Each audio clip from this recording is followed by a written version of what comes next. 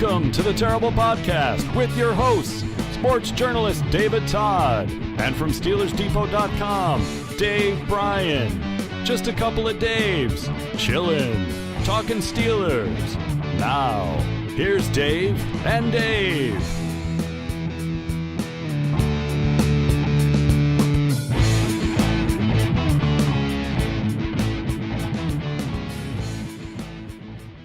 Welcome to the Terrible Podcast, another special edition of the Terrible Podcast, Pittsburgh Steelers Training Camp 2018. I am Dave Bryan from SteelersDepot.com. It is August the 11th. It is Saturday evening, 5:30 in Las Vegas. That means it's 8:30 outside of Pittsburgh, where my co-host, my partner in crime, Alex Kozora is, where he's right back from Latrobe again. Alex, happy Saturday. All these days, folks, you got to understand, these days are running together for me right now. We had a couple of side issues that I've been having to work on and all like that. So I do believe it is Saturday. So happy Saturday, Alex. Happy Saturday, Dave. If you're listening, buy Dave a cup of coffee or 10. I think he needs it right now.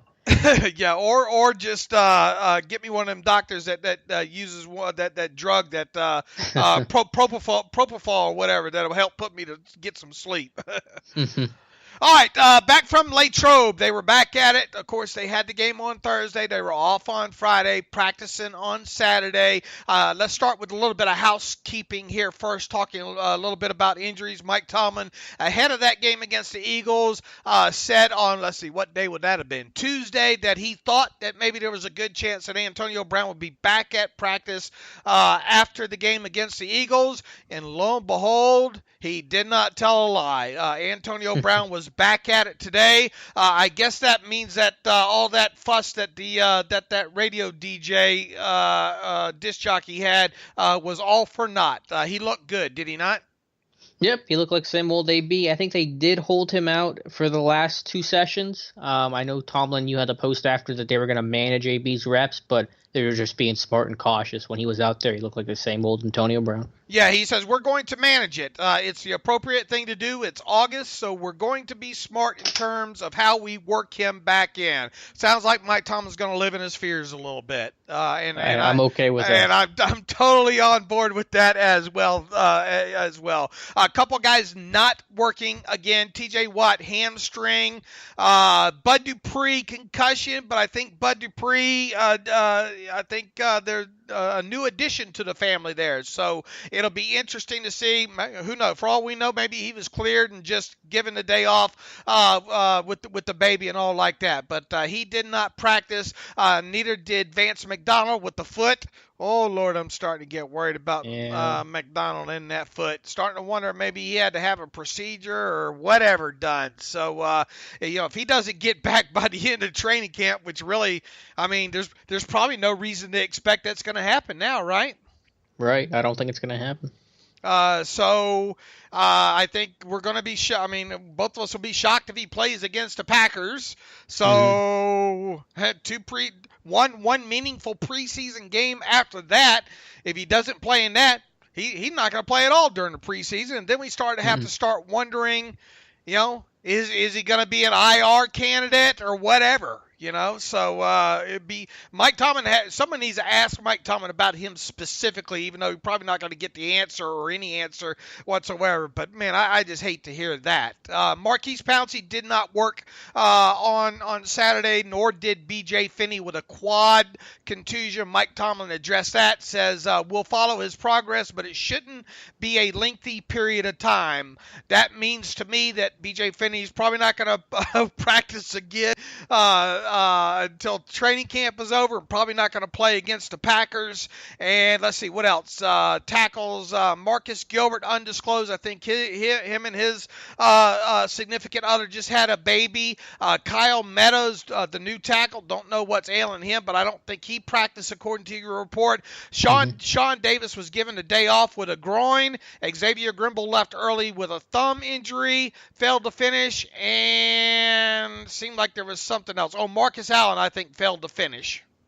Yeah, I saw Allen and Grimble walk up the stairs together. Allen looked okay. He even took a photo, I think signed an autograph for a kid. So I guess it's minor, maybe dehydration or a cramp thing, but we'll have to check it out tomorrow. All right. Did I miss anything in the housekeeping there? I think that's got it. Yep, TJ Watt did some more jogging today, so he's slowly working his way back. Did some light stuff in the stretch line, so you might get him back for a Monday, Tuesday practice. That'd be nice. Eli Rogers did some jogging as well, but no running or no cutting I've seen from him. And of course, change of direction is going to be his last hurdle to clear before he's back out there. All right. Mike Tomlin referenced during his post-practice press conference. Boy, say that real quick when you're tired. It was more of a situational football period today. Why don't you give us an overview first of what happened during practice, and then I guess go ahead and start with the offensive line group. It's interesting, I checked my notes last year to see how the team proceeded coming out of the first preseason game, and they went live. They were in pads. They had a live tackle session. It was a pretty physical, intense day, and I thought maybe that could happen again. But, Tomlin is going to change things up based on the feel of that particular group for a particular year, and today it was shorts and shells and much more situational. So, of course, you had 7 shots. Even in receiver DB one-on-one, it was all goal line, ball to 15 kind of stuff. So that was almost situational. They did a 2-minute drill to close things out. So, even though it was a less intense, less competitive, or I should say less physical day, they're supplementing that with situational football, with the red zone, with a 2-minute drill, some third down stuff. So that's just, the ebb and flow of camp and how one camp is always going to be different than another. All right, left to right. Yeah, a lot of new faces in there without several guys today. Left to right, first team was Villanueva, Matt Filer, Patrick Morris, first team center today, David DeCastro, right guard, and Chukwuma Okorafor at right tackle. All right, second team. Joseph Cheek, Parker Collins at left guard, Larson Graham at center, RJ Prince at right guard, Jake Rogers at right tackle, and that's all who practiced today. Only 10 healthy offensive linemen. Usually you go with 15, so lines are getting thin. And we're probably not going to see a couple of those guys. Finney. Is there a reason to play Pouncey yet in the preseason? Probably not. Mm-hmm. If Gilbert doesn't work in the next couple of days, he might not go again. So and the new guy, Meadows. Yep. Meadows. Who knows? He might be gone tomorrow. So we'll have to watch that there. Okay, anything really? Stick out. You can either talk about practice today or something maybe that's going back through the game tape the other night that maybe stuck out that you want to talk about. I'll choose the latter because there wasn't much today other than Kyle Meadows not practicing, which of course is a bad sign for a third-string right tackle. He came out super late, like an hour into practice. He kind of had that dead man walking kind of feel. But for the game itself, I thought Jake Rogers struggled a little bit more than I thought. I want to go through the rest of the game and look at it super closely, but I didn't walk away super impressed with Rogers. I thought Okorafor had a better day than what I expected against the Eagles. I thought it was a little deer in the headlights early, that first sack that was on the Castro, but Okorafor, the tight end, chipped, and Okorafor just kind of stood there and didn't pick up anybody. But I thought he finished it out nicely. And then I want to touch on Matt Filer, Dave, and I tweeted this out, I think yesterday or 2 days ago, that Filer reminds me a ton of Ramon Foster. They're both 6'5", 330 plus. They were tackles in college. They became swingman at the early part of their career. Obviously, Foster settled into his guard spot, but they're just big guys that aren't super athletes, but strong, tough to get around in pass protection. I thought Filer had a nice day against Philadelphia. Yeah, and I'm not sure I would have made the Ramon Foster comparison, though. I think you don't agree? I think he moves a lot better out in space than Foster ever has. Maybe a little, but Foster's a lot older right now than Filer, too. Right. And Foster's probably weighs, because Foster's like 340. I don't know if Filer's that heavy. Yeah, well, Filer, I think, is listed like 330. You think he's that big? He's probably close to that, right? Yeah. I think they're pretty comparable. Maybe Filer's a little better athlete, but I don't think significantly so. Look, I think I commented the other day when we got together. I thought he had, especially the first couple of series there on some run blocks. His pass blocking? I don't remember there being issues. Do you?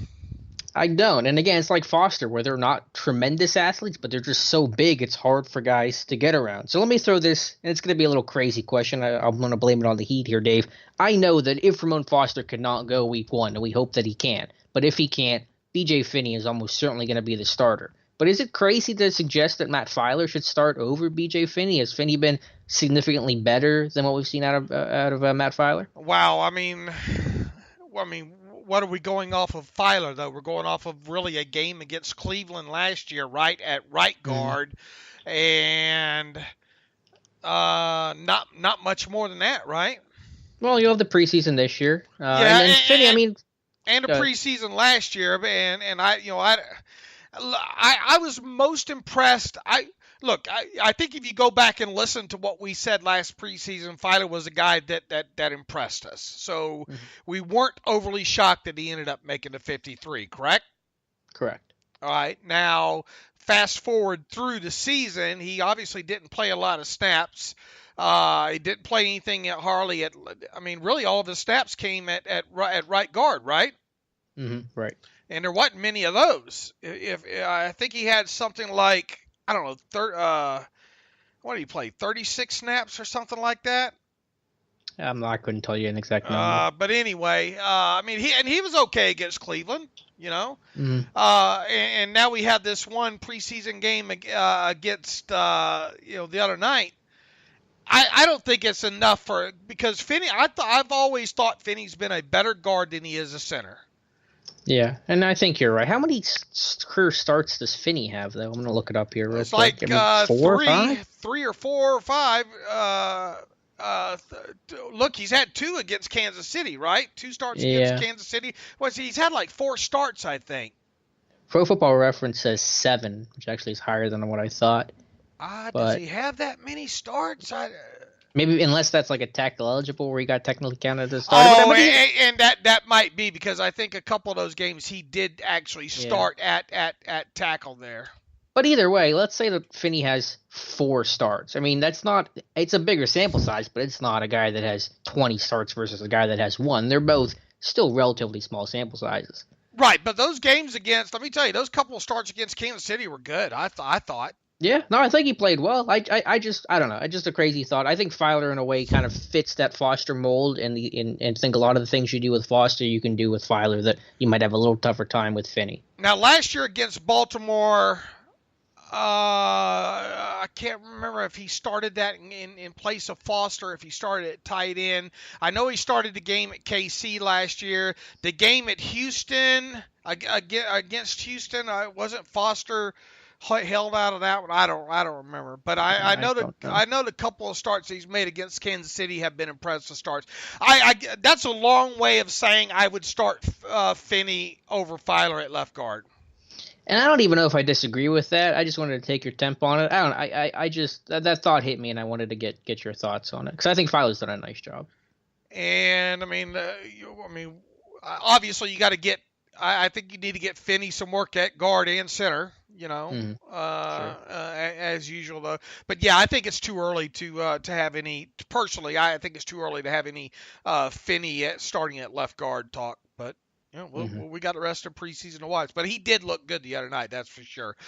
Okay, boy, that was a long way to get to get to the end of that position group. Wide receiver, James Washington making a combative catch every day. That's what he does. He did it today over, I think it was Malik Reeves. I think that was in team, and he did some nice things in one-on-one. His burst at the top of his route. He's getting some work with the ones. He was out there in 7 shots. Damon Patterson getting some work with the ones. I know Tomlin commented on that. Thought Marcus Tucker did a nice job in one-on-ones today, making some tough catches away from his body. Good day all around for the receivers, I thought. And Juju's still lit, right? Still lit, and there's a fire whistle. That's how lit he is. They're calling the fire department. He was good today, yes. Still lit in 100, huh? And I'm trying to work. I had to explain what lit and all in 100 means to my wife this evening. That's dangerous. Yeah, and she said what? But anyway, when you look at what Mike Tomlin said today, when you consider that AB's not going to play in this game against the Packers, I think there's a possibility that we could actually see. Now, look, you're still going to have Hunter start, right? I mean, Hunter, Juju, and DHB likely. But you could probably get. I mean, you need to get those guys reps, obviously. But the quicker that I think that you can get those guys out of this game, the better. And yeah, I think Patterson deserves to get some earlier looks in this game, even though he came in. When did he come in this game the other night? I mean, it was kind of early, right? Wasn't it kind of second team or no?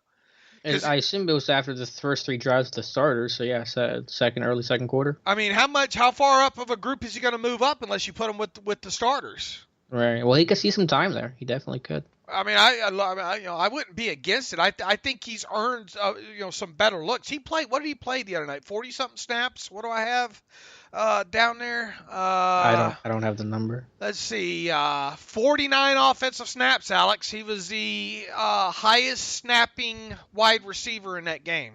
And he even missed a couple plays, too, with getting the wind knocked out of him. Right, for the Steelers. So 49 snaps, 6 catches, 77 yards. Rory talked about that touchdown catch quite a bit. Look, he's everything that your initial – I mean, kudos to you. He's everything that really your initial scouting report was right after they signed him in rookie minicamp. Mm-hmm. Yeah, he's been excellent. That was a guy even before rookie minicamp. I had a list of tryout guys that I thought had a better than average chance of making it, and he was on that list. And yeah, but it was really good to see him have that excellent game against Philly because, like I said, the first 5 practices he was awesome. The next 5 practices in camp he was kind of poor, and so you never really know what you're going to get with a guy like that trending down going into a game. And he turned it all around, and he had a big fan today. Someone yelling to him before practice, sign this man to a long-term contract. So the Damon Patterson fan club is starting up. And I joked on the Twitter machine today. It sounds like he's going to the Pro Bowl this year. But look, it's okay to get excited about these guys, but we got to our job for what we do is to try to temper that as well too. I agree with the hinting of Mike Tomlin that they should get him maybe a little bit, move him up a group as best you can, or at least I would damn sure play him another 49 snaps against Green Bay, and I would have James Washington right there with him, another 49, 50 snaps. I think Washington played 48 the other night, so right there 1-2 with those guys. I would get them out on the field, and let's see if they can carry it over. And I think Mike Tomlin, in so many words, said that not only about Patterson, but Dine, Ola as well too. He said they've had their moments, but a lot of guys have had their moments. He goes on to say the moments that you have out here set up the opportunities that you get in stadium, and they've earned those opportunities, and they made some plays. They were playing in the groups that they were playing in, oftentimes performing the way they perform gives you opportunities in some other groups, and so we'll see if that upward trajectory in their play continues as we give them some opportunities that they've earned. So, I mean, I don't know how, I mean, you read into that what you will, but to me that says they were happy with his play, and he might get more opportunities there. This is also a guy that played 12 special team snaps against the Eagles as well too, and was somewhat noticeable. So let me ask you this as we start to close out talking about this group. Is there any way whatsoever Patterson overtakes a guy like either Hunter or DHB? Because we both agree Eli Rogers is starting on reserve PUP, right? Yes, I agree. Okay, so we've had the conversation about maybe 6. Could it be 5 and Patterson wanted a 5? I kind of doubt it, but I'll get your take on it. It won't be over DHB. DHB's bringing too much of a known guy that's proven it of what he does well in game. Could it be Hunter? Possibly. You're talking 2 different positions. Patterson's an X, Hunter's a Z. Does that matter? I'm not sure. I think it's much more likely he just makes the practice squad. I think it's possible they keep 6 with Patterson as the 6. So I think the idea of 5 with Hunter being the odd man out is probably the least likely scenario of all 3. But I won't rule it out entirely. Is he going to be the guy that people are going to start talking about? You can't cut him because he won't clear waivers. He already is. He already is, Dave. I've already seen it. All right. And he will clear waivers, by the way, just to be clear. Yeah. Ball game, Deflate Gate 2. There's not much going on with that. Mason Rudolph did talk about it today, and it was the play down the deep pass down the right side that both you and I thought that was a nicely placed football, and That was his best throw of the game. and it didn't have any air in it, and it dropped right in there. In fact, if there's one snap that maybe you could probably say, man, Patterson's got to do a better job of fighting through the coverage there, it's that one. Mm-hmm. So I found that kind of amusing that was the snap that they had the deflated ball on there. Anything else you'd like to add about the wide receivers? I mean, look, none of these guys, right? I mean, it's Tucker maybe. I mean, the guys that we've been talking about, Tucker, Patterson, but the line pretty much ends there, right? Yeah, I won't spend much more time on the other guy. I thought Tevin Jones had a pretty rough game, a drop. He could not run the mesh concept to save his life, so bad game for him and nothing else on the rest of the group. What happened on that one? Mesh that on the throw behind Patterson was that a messed up route combo? Was Patterson supposed to be the underneath on that? Is that the one Rudolph got pressured and kind of threw it at Patterson's feet? Threw it behind him. Behind him, I think. That was. I'm pretty sure that was a mesh where Tevin Jones just stopped and broke it off on a curl, like he was sitting versus zone, which I get you do, but you got to complete the mesh first, and he never did. Then he kind of started to come across. So, I think there was a failed mesh, and there was a lot of issues with the mesh concept that game. Okay. All right. Enough about wide receiver, tight end. I mean, really, there's not a lot to talk about, right? Even less. Bucky Hodges had a couple nice kickout blocks. I mean, he's not a great blocker, but you kind of just get his body in the way. But did any of the tight ends kind of catch your eye watching it through again, Dave, the game? No, I mean, the Christian Scotland Williamson, had that catch and then got drilled, Yeah. Poor guy. I mean, I haven't. Where did you see the kickout blocks by Bucky? Well, that was during practice today. Oh, okay. I was going to say, did you see him during the game? No, not during the game. Practice today. Okay, yeah, that position group. And look, I mean, if something's up with McDonald, you got to go outside the organization if you got to find a third guy. I'll say that. I would think. And look, I mean, if anybody kind of poo-pooed the signing of Hodges after it happened, it was me. But even then, I made him my highlight, spotlight player of the week because I thought maybe, the kind of garbage time that you thought he was going to get in that game, you kind of thought he'd be a guy to get a couple catches, be someone to watch, and really nothing outside that. He did play a handful of special team snaps, but running backs.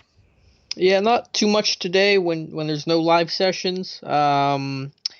Jalen Samuels in pass protection. He had one good rep against Matakevich. When he sees who he's supposed to pick up, I think he's good. He's square. He's got the 1-2, even if it isn't all perfect. But then there was the next snap after that one I just referenced where I believe it was Matthew Thomas that came off the edge, and Samuels was way late to try to identify him, and Thomas would have had a would-be sack. So up and down on pass protection for Jalen Samuels, which, again, you expect for a guy that's so raw at it. Other note I have today from practice is James Summers. It was a shotgun snap. Summers had no idea where to go. He ran the wrong way. It was a slow developing play. It went nowhere. I know that Summers hasn't gotten a ton of rep, but you're 2 weeks in the camp right now. You've gotten through a game. You're fighting for any sort of carries at all, and you have a very basic screw-up like that. It's a bad sign for James Summers going forward. All right, quarterbacks today, and we're going to see Rudolph second team, aren't we?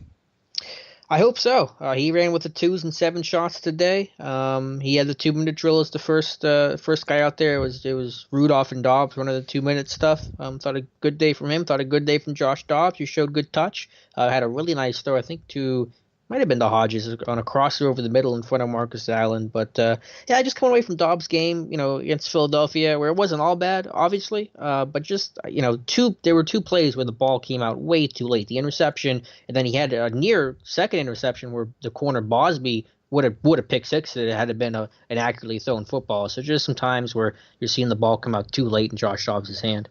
Yeah, and I'd like to see Rudolph move up a group just to see. Yeah. I like. Well, they mix and match, so he'll get work. You don't have to move up a group entirely to get work there. True, but I mean, I would like to see him have to follow Jones into the game because we're probably not going to see Ben, right? against Green Bay? I don't. Did he play last year in the second game? I doubt it, and I doubt that he would in this one. Yeah, I don't think he is either. So I would like to see would maybe a little bit better offensive line and all, So we'll see. So I'd like to see him out there a lot with Patterson and Washington. I think that'd be interesting to see there. Okay, defensive side of football. Probably couldn't tell much with the defensive line today. The one thing I'll give the defensive line a ton of credit for, and it's just a guess, but I feel like Carl Dunbar was getting on his guys for doing this. Bat the ball down at the line of scrimmage. Get your hands in those throwing lanes to either, obstruct the view of the quarterback or bat a pass down. They batted 3 down today, the defensive line did. Hargrave, Hooks, and Kendall Vickers. So, and one of them turned into an interception. I think Hooks batted it, and Keon Adams picked it off. So good on the defensive line for getting in the way, even if you're not going to get to the quarterback. Yeah, and I wish somebody would ask Tomlin after practice why he felt the need to play Hargrave all those snaps the other night. Yeah, he beats me. He shouldn't have been. I think mid-third quarter was the last time I saw him out there. It's unacceptable. I mean, almost like he was being punished for something. But I mean, I know that's not the way Tomlin works there. How many? I'm trying to look here real quick, see if I can find out how many snaps Hargrave played. 22 in total. And again, they were rotational, but they were late. I have to look at it, but I think mid-third quarter. I know he's in there in the third quarter because I think I even commented about that on Twitter there. Outside linebacker and Adene, I think we're going to see him earlier. Adams, you had him in your loser column, but I think going back through the game, I saw 3 pressures. I was wrong about that with Keon Adams, so I'll definitely own up to that. He was not a loser in that game. 3 pressures is what I charted as well. That led all the Steelers. I still wonder why he's running behind Farrington Huguenin at that first team left outside linebacker spot without Watt and Dupree, but I thought he played well. Denier, I'm going to say it wrong, Denier, I think is how you say it. He has a cast on his right wrist, so he's playing hurt, and he's still playing well.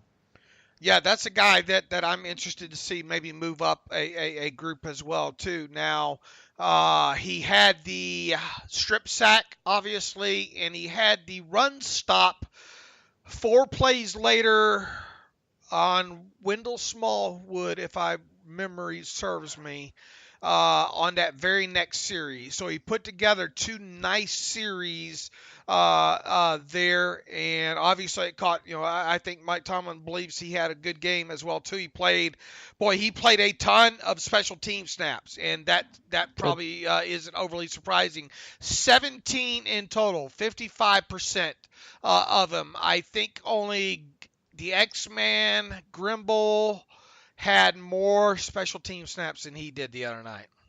And Denier played the entire second half, so that's a lot of snaps just in general for a rookie who probably, adrenaline going and all that.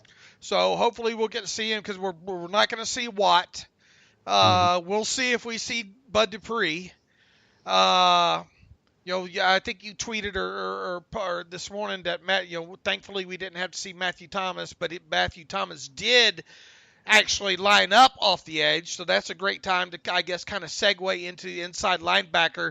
Do you want to talk about what happened at practice with them today, or more about what happened in the game with that group? Well, we can do both, but I'll start with practice. Medikevich was active in the run session today. I know that doesn't mean a whole lot at this point. Bostic was still the starter, so the way this worked was the starters will usually go like maybe the first 4 plays in the team session, or 7 shots especially. So for the first 2 plays, it'd be Bostic getting the start next to Vince Williams, and the next 2 plays Medikevich would come in next to Vince Williams, and then it would be usually Bostic and Medikevich on the field at the same time for a couple snaps. So you could still say that Bostic has, I guess, the quote-unquote lead because he's still getting the first nod, but they're still rotating those guys more than before even to try to figure this whole thing out, and they need to figure it out because I did not think either of them were particularly impressive against the Eagles. Boy, when you go back through that game, maybe it's a good thing we don't have all 22. Because feel a little better. Ignorance is bliss kind of thing. Yeah, because that was not a good game for Matakevich. I thought I probably differ from you a little bit. I thought John Bostic had a better game than you would probably frame it. I think he had a better game than Matakevich. I'll give you that. Well, but what's that saying? Well, fair point. I think he had a marginally better game than Matakevich. And once again, I don't know what that means. But look, it's not good enough.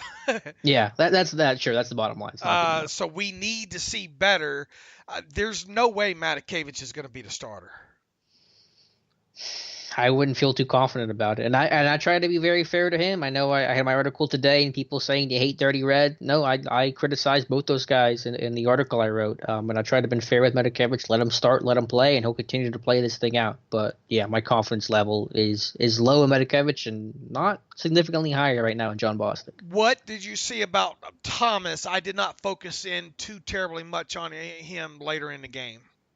A lot of blitzing. Like I said, they line him on the edge, I think, for 11 snaps maybe, and they blitzed him twice off ball. So a lot of that. They want to see him as a pass rusher for whatever reason. I guess I don't have as good of – because I haven't gotten to the fourth quarter as much yet. I watched a ton of the first half, so I haven't gotten to him as much. But a good athlete. No denying that. 26 snaps in the game for him defensively for Matthew Thomas. 9 special team snaps. All right, defensive backs. Today, Terrell Edmonds continues to do well on one-on-ones. I think he had 2 incompletions in the 1v1s, which again is so slanted for the offense. So that's good to see him win. Artie Burns competitive, walks away with an interception today. 15 interceptions for this defense in camp, 2 in a game. That is opportunistic, and I think Tomlin, he was talking about that after practice today. Yeah, in so many words, he says not so much sometimes what we do, but what the opponent fails to do. I mean, look, some of those. I don't want to downplay the turnovers, but let me tell you, a couple of those were gifts. All right. Both interceptions were bad plays by the offense, the Eagles' offense. Right. I'd like to see more of these earned. I'm not gonna look. A turnover's a turnover, right? So, I shouldn't get picky about those, but, when you talk about we judge quality of sacks, right? I mean, I'd like to see some quality turn. And look, I thought the sack by Ola was a quality strip sack, even though I thought the quarterback should have done a better job of step. I thought he had room to step up there, Yeah. and do you get Brady? I mean, do you get Brady there? Probably not. Or a left tackle that wasn't a former rugby player. That's the equivalent of being Christian Scotland. Right. But again, a good rep. I'm not denying it. Right. I mean, sometimes, but we have to quantify these things, though, too, Yes. right? Yes. I mean, that's our job. So, overall, I had this charted. I don't have it in front of me. I think they gave up 12 successful running plays the other night. So we definitely need to see some improvement there. The passing game, it had the holes in it at certain times as well too, and we'll have to see how the group overall progresses as a defense against Green Bay. All right, anything else you'd like to add on this thing? Quadri Henderson just didn't get any chances the other night, right? And You read my mind, Dave. That's exactly where I was going to go with kind of a winners and losers from today / the game. Thought Washington would be a winners list. Tucker had a good day today. Dobbs I thought was shaky in game, but a good practice today. But for a losers list, Henderson. He's a starter return man. Unfortunately, that doesn't mean much in 2018. Maybe in 1998 it would have mattered a lot. But 1 kick return, a fair catch on a punt, and that's his day. Justin Thomas gets a 3-point return, so it didn't look good. So Henderson just not going to have the chances to show it. No snaps on offense. Just the same as happened in camp. 5 special team snaps. Which I assume was all return stuff, right? Kick and some of the punts bounced away from him. Right. So, I mean, it's hard to make the team that way. I mean, we're going to run. Look, and I'm not going to blame him for this, and I hope people don't get all of them on Twitter, but any ball that I get my hands on, I'm taking off with. Yeah, but that's the rub, because sometimes you shouldn't, and you'll get yelled at by your coaches if you do. I don't care. You're going down swinging. Right. Who was the one a couple of years ago that did that in like the 4th preseason game? I mean, he wasn't going to make it anyway, and I think he took one from the 1 or punt from the 1. I forget who it was, but look, I'll never blame these kids for what does Bruce Arians say? No risk it, no biscuit. Yeah, but you risk it, you're getting yelled at by Danny Smith. I don't care. I'm going out. I'm going out in flames because if I break one, then I break one. And maybe that's. I'm not going to make the team by fair catching at the one. Yeah, you're right. Also, I tried to yell hi to Danny Smith today, and he ignored me. So that's how my day ended. All right. Anything else that you'd like to wrap up? I mean, we're still going through the game. We'll have, I think, a couple more posts coming up on that for sure in the next couple of days. The Steelers have camp practice Sunday, Monday, and Tuesday, and then that's technically the end of training camp practices because they're off on Wednesday, or they close practice on Wednesday, and then they travel. The game on Thursday. Isn't there the night, the family fest or whatnot? Friday? Is it Friday or Saturday? Whenever the 19th is, I think it's a Sunday. The 19th. Okay, today is the 11th, so tomorrow's the 12th, so it'd be a week from tomorrow then. Okay, all right. So, and then I assume that you're going to go to that. Yeah, I still have to get the tickets, but I should be at that one. I don't know how intense the practice is going to be though. Once you get that far into camp, you're not doing a whole lot of practicing, I don't think. All right, anything else you'd like to talk about, and would you like to say hi to Len Testa?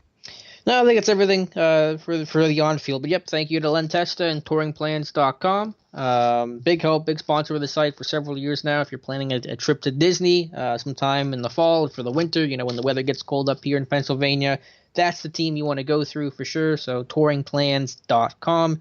You can follow Len Testa at Len Testa on Twitter.